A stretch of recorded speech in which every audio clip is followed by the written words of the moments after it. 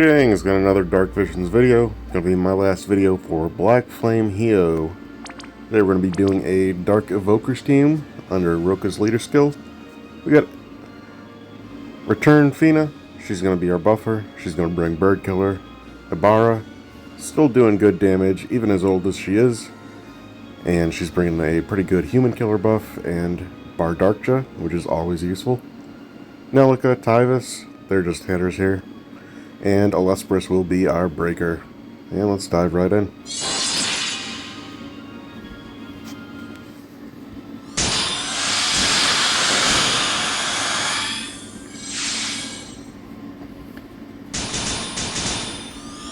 Alright, turn 1, same as my other video, we're going to be pushing the threshold first turn. So Barfaraga is going to keep us safe from that fire attack. Everybody here has at least 20% fire resist. And to push this threshold, Roka is going to be our supporter. So Gravity Force and Darka and just anything.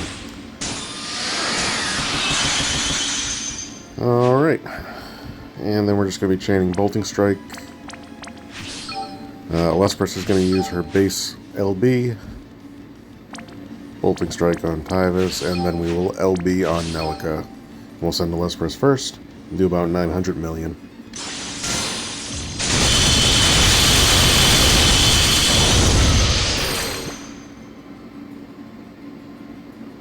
Alright, Constitution fire attacks, we're all immune. Alright, now the boss has imperiled our team, so we're going to dispel that using Dispel Force. Roka is going to use Dual Cast, Bar Thundara, Bar Stonera for the resists. Again, Fina is going to Bar Faraga. Ibarra is going to Wish of Vengeance for the Spirit buff, Malicious Flash for the Mirage stacks, and Bar Darkja for the mitigation. Gonna guard on Nelica, and Elespris is going to triple cast, Blood Strike for the 75% damage mitigation for herself, and her big attack and magic break to make the boss do as little damage as possible.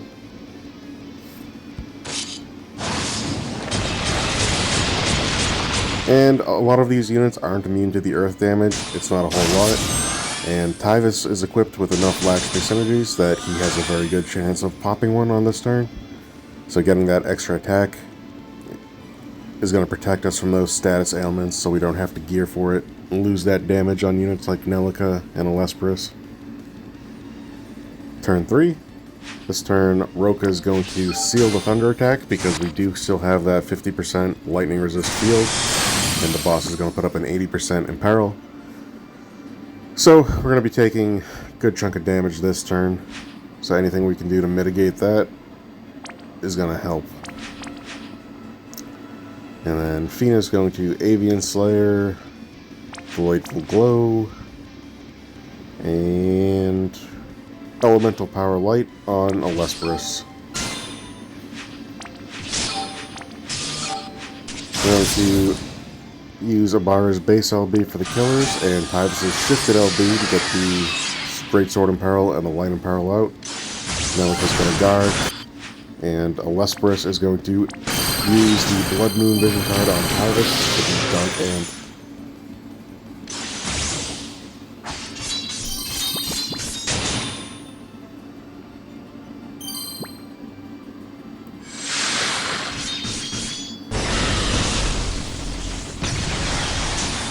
Yep, so a couple of units took a physical hit, a couple of units took the lightning hit, but the damage is still well under that 5,000 that we're allowed to take without losing points.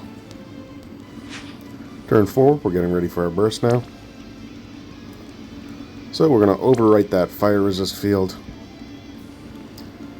with Roka's LB field and Darka Elemental Burst Dark. And I'll show you I can control this magic for the focus and mod boost. Fina is going to SLB for the stat buff. Ibarra is going to triple cast her Mirage, Human Killer, and CTO. Nelica is going to triple cast Elemental Burst Dark. My Intelligence can't be chained down, and Smart Walk, and I'll give her 75% damage mitigation since she can't guard this turn. Blesperus, Blood Strike, Dance of Hades for the amp, and Shield Splitter for a good break. And then Tyvis is going to triple Fill LB, Elemental Burst Light, and no one can stand against us.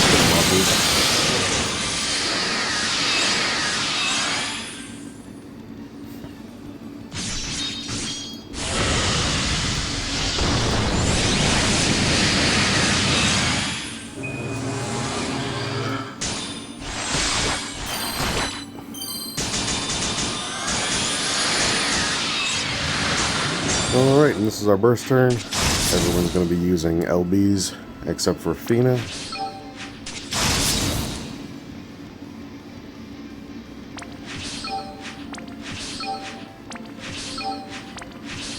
And Fina's going to be using the Hyoh Vision card.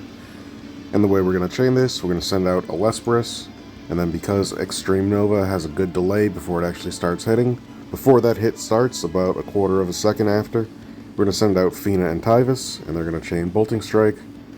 And then about a third of a second after, we're going to weave Roka's LB in at the basically the halfway point between those Bolting Strikes, so that way the Extreme Nova doesn't break our chain. And then with the last 27 hits of Fina's chain, because she has 36 hits from the Hyoh card, we're going to be chaining that alongside Nelica, and then we're just capping with Ibarra. So average for this team is 35.8, max is 43.5. Let's see what happens. 147 chain, that's what we want.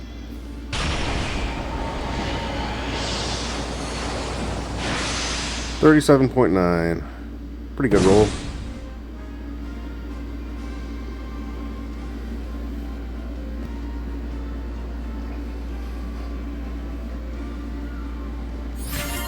Alright, and you can see we maxed out our damage taken score. Damage done. Roka's average is 8.6 million, so she's above average slightly. Fina's going to be above average. She averages 570. She's at 663, so that's a good roll. The bar averages 7.3, or closer to 7.4, so that's a little bit above average. Nelica looks like she maxed out. Her max is going to be 10.143, but she does do a lot of damage at turn 1, so it's kind of hard to tell from this screen, but it looks like she was very close to max, which isn't rare for a fist-using true dual wielder, because they have no weapon variants.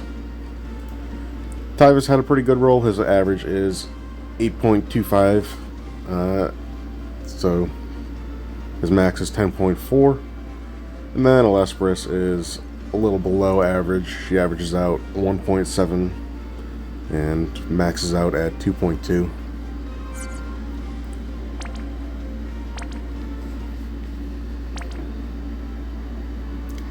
As far as the gear goes, here we have Roka on Siren for the Overkiller.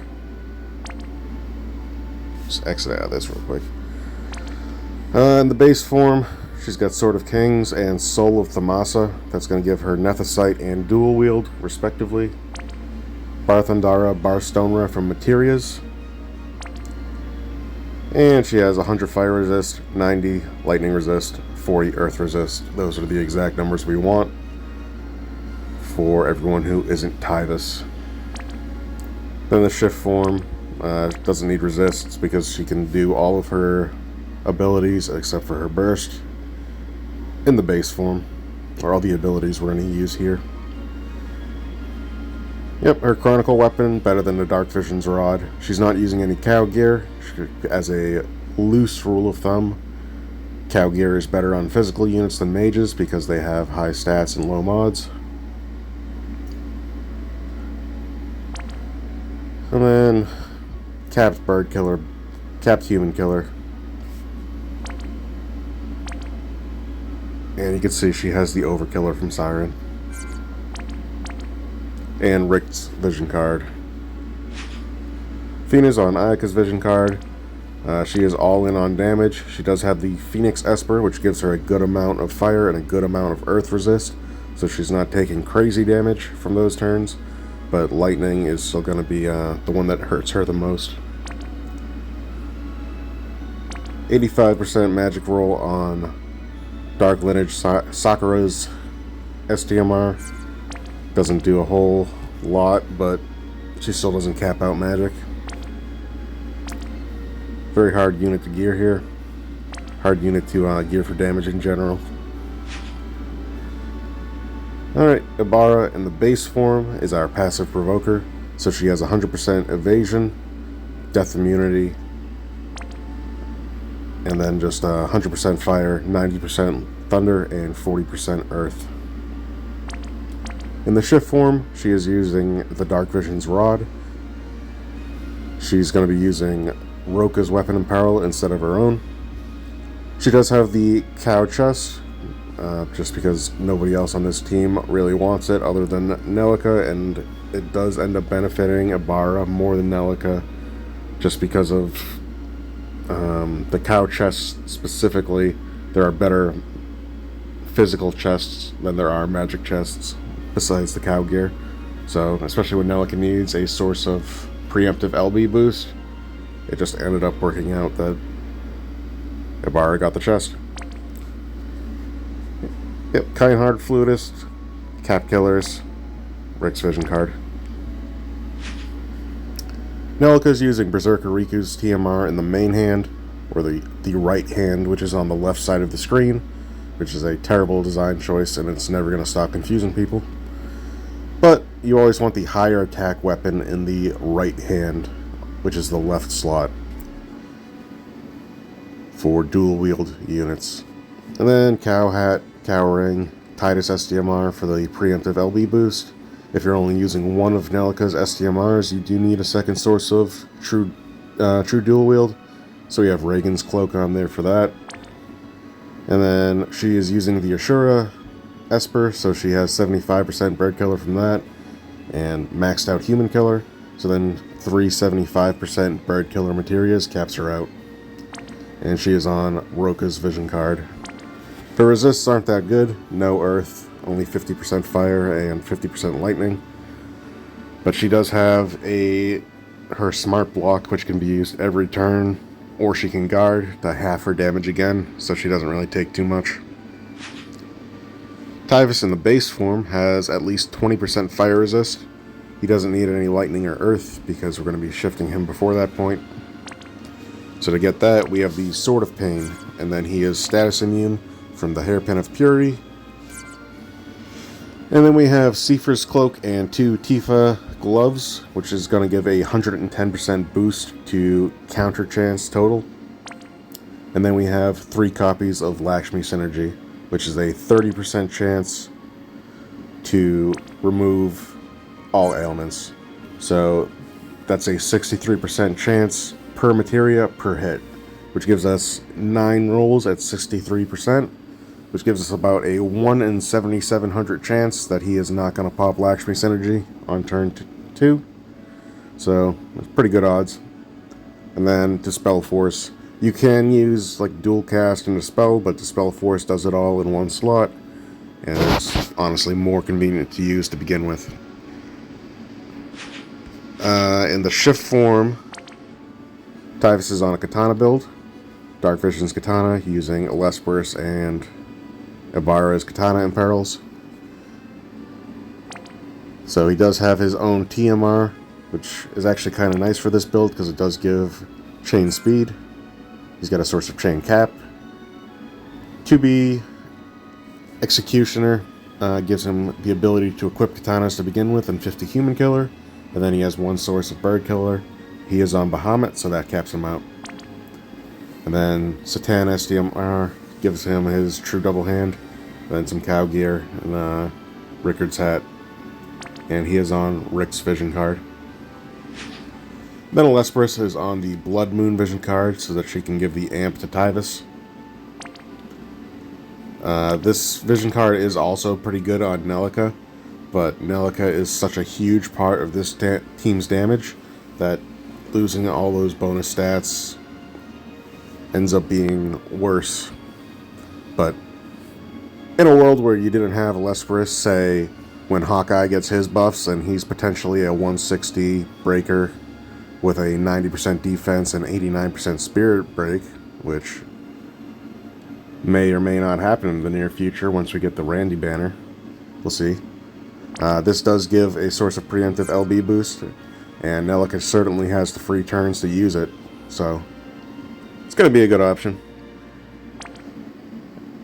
Unfortunately, using that on Lesperus does mean that she can't use Axstar's TMR, the chest slot that gives Tithe of Spirit, and she can't use the cool Smile Vision card, so it's still a hit to her, but a big hit on a Lesperus is more significant than a little hit on Nelica.